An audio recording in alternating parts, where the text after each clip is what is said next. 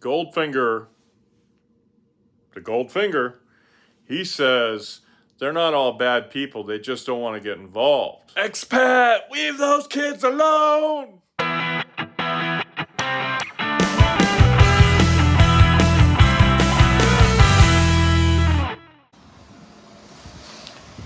Okay, so we talked about those chucklehead commenters. Well, let's talk about expats behaving badly. I'm just joking. They're not behaving badly. They're just a little, And so long ago, whatever, I made a video talking about, can you afford to go abroad or something like that? And I was talking about how the money is an issue, but not really the problem, right? The problem is, what is your daily plan? Because, if you can afford to live someplace, that's fine. But if you want to go there and go golfing every day and you can't afford that, then that's a problem. And if golfing every day isn't going to keep you busy or keep you happy or whatever, right? You're going to burn out and have problems, right? So to me, having a purpose, a goal, and a daily plan for retirement or living abroad is very important.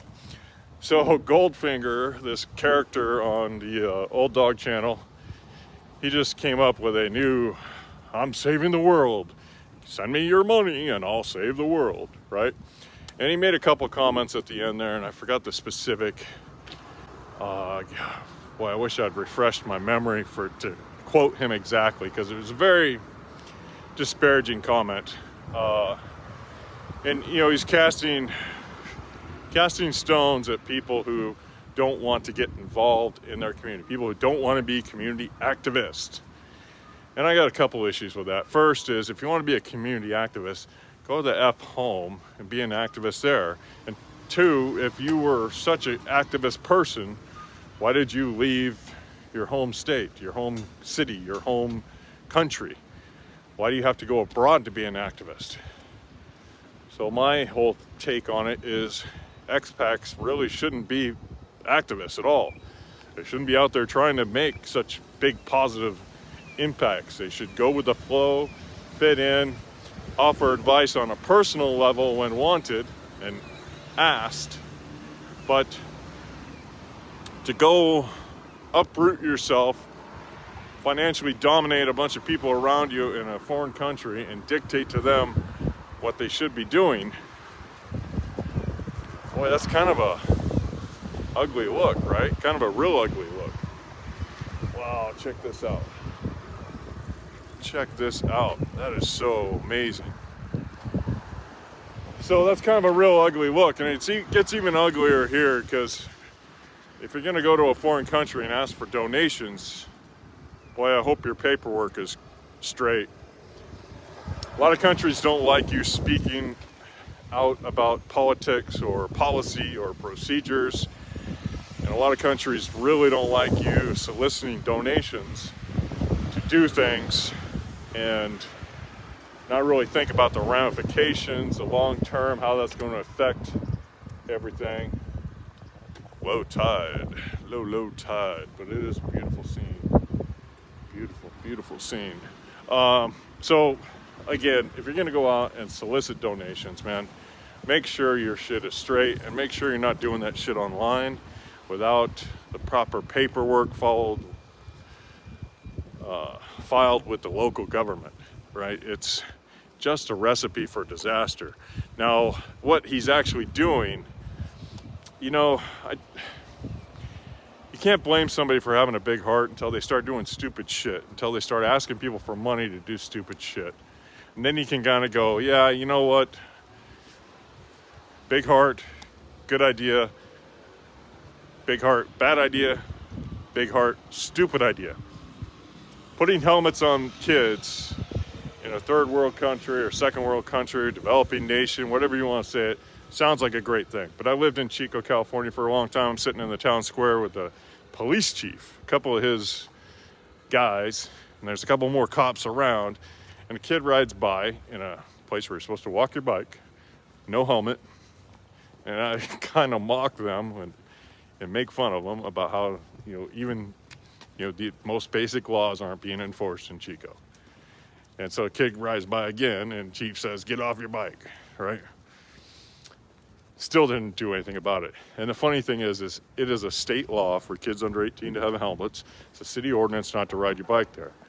So my point is, if you can't get kids to wear helmets in front of the police chief in a state, whether it's a state law, or even care about getting caught, right? How are you going to do it in the Philippines? Now, there are ways to do things, there are ways to create change, but that was basically give me money so I can go buy things, so I can feel important, so I can, run down this rabbit hole and discover that most of those helmets are just funding China and going to end up in the trash or worse, right? And I'm sure some get used, and I'm sure, you'll have all kinds of nasty comments for me. But, my default is if a parent came to me and said, "Hey, I need help getting a helmet for my child that I will make sure they wear all the time," I would help that person on an individual level.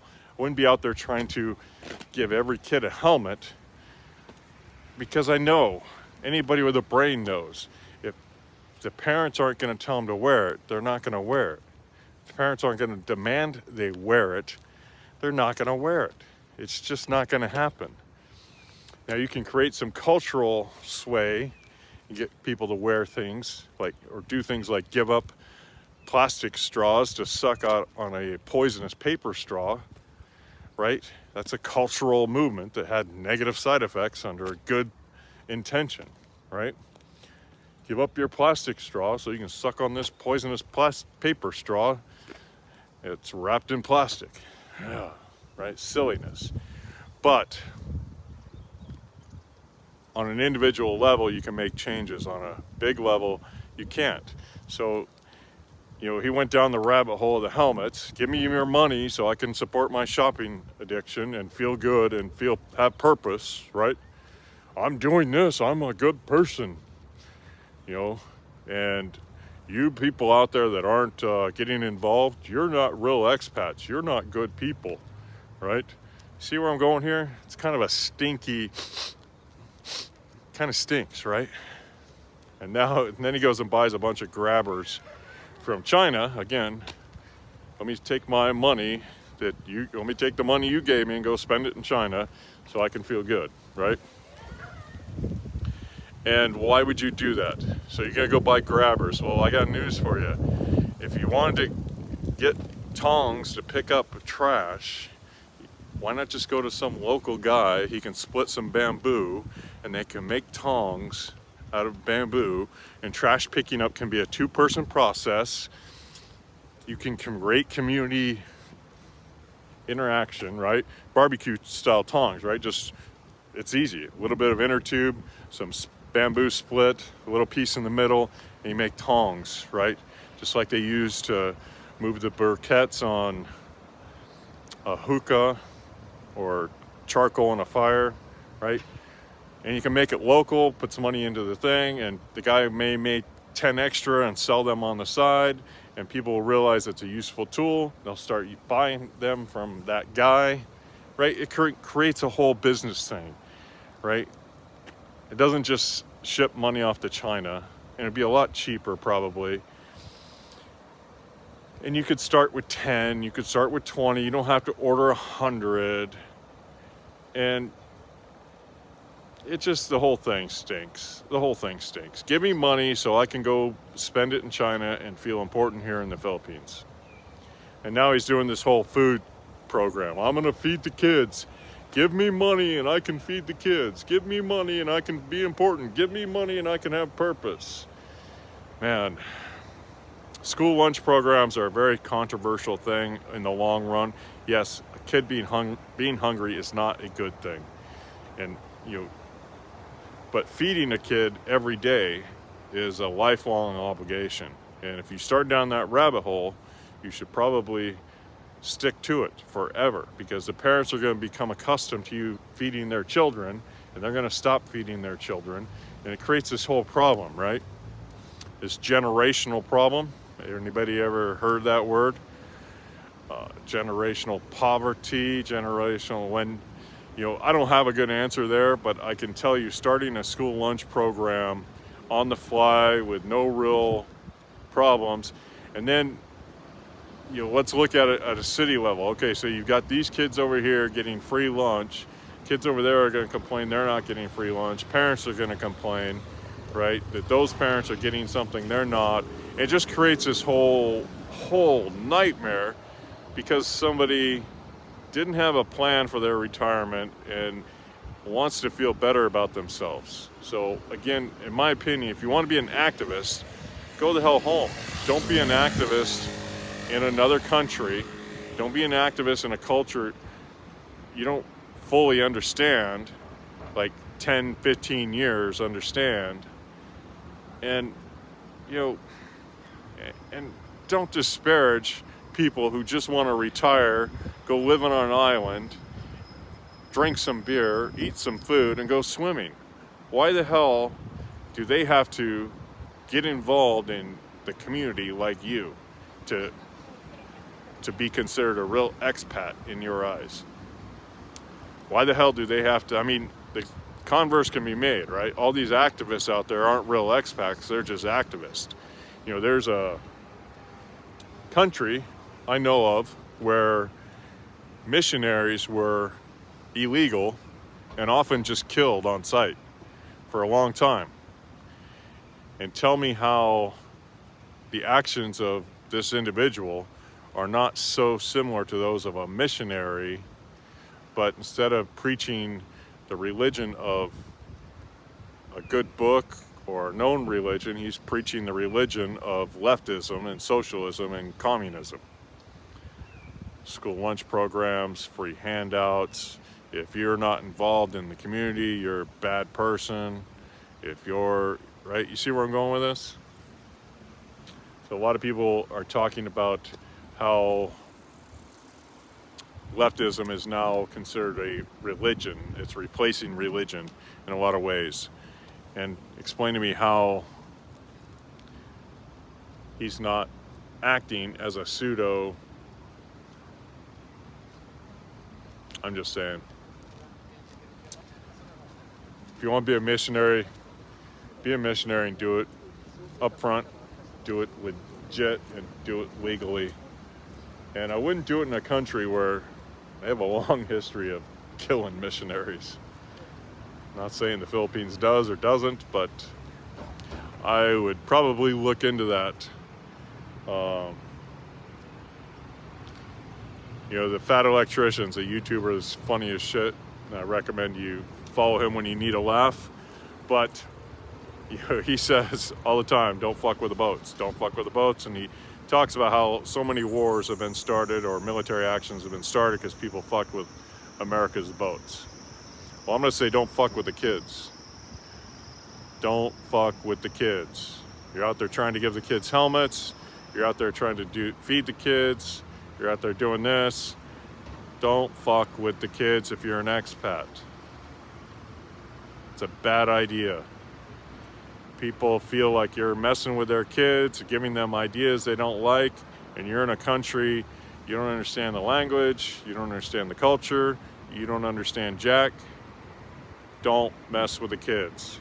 And all this can be solved by having a purpose, a sense of what you want to do every day, and having a feeling inside of fulfillment before you venture out into the wild blue yonder and explore places like this that are just amazing. Just amazing. I'm so disappointed it's been raining so much. I can't wait to come back here and catch more of this sunshine. But that's what I got for you. This one's a little long, I'm sorry, but it's an important subject because, I'm not trying to beat up on anybody specific overtly hard, but trying to land home the idea that, the world's a big place and your ideas aren't always best. And when you try to impose them on other people, it's not always a good thing. And starting a school lunch program or a feeding program without any sustainability is a lot different than giving somebody some change on the corner or helping somebody out on short notice or something like that, a temporary solution, right? Temporary thing. When you start doing it every day, that's an obligation that I don't think most people think about before they start these things. And you talk to old farmers like my parents and grandparents' age, they always said, if you feed it, you own it. If you feed that wild dog, or you feed that pigeon, or you feed that duck, whatever, you own it. You're responsible for it. If you're feeding these kids, you don't own them, but you're creating a lot of problems for their parents in the long run. Maybe help the parents come up, maybe give the parents jobs, find ways for the parents to make some more money on the side, do something like that, right? Create a jobs program or something. But to just go out and feed kids that aren't yours, you're not part of the school, you're not part of the government, boy, that's a tricky situation. And frankly, I'm surprised Old Dog put it on his channel, but that's his channel, his life. This is my channel, my life, and I'm gonna get to stepping. Take care.